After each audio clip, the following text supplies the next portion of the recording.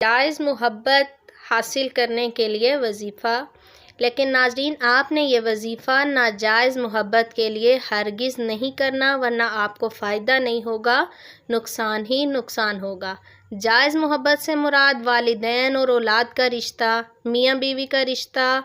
اور بہن بھائی کا رشتہ۔ ان رشتوں میں اگر غلط فہمیوں کی وجہ سے نفرتیں آ چکی ہیں، محبت ختم ہو چکی ہے، تو آپ اول اور آخر 111 مرتبہ درود پاک پڑھیں اور درمیان میں 1000 مرتبہ یا ودود پڑھیں، اور پھر کسی کھانے پر دم کر کے روزانہ ایک بار جس کے دل میں نفرت ہے اسے کھلا دیں۔ 7 دن تک آپ نے روزانہ یہ عمل کرنا ہے بلا ناغہ۔ انشاءاللہ ناظرین 7 دن کے عمل کے بعد آپ دیکھیں گے اثر آپ کو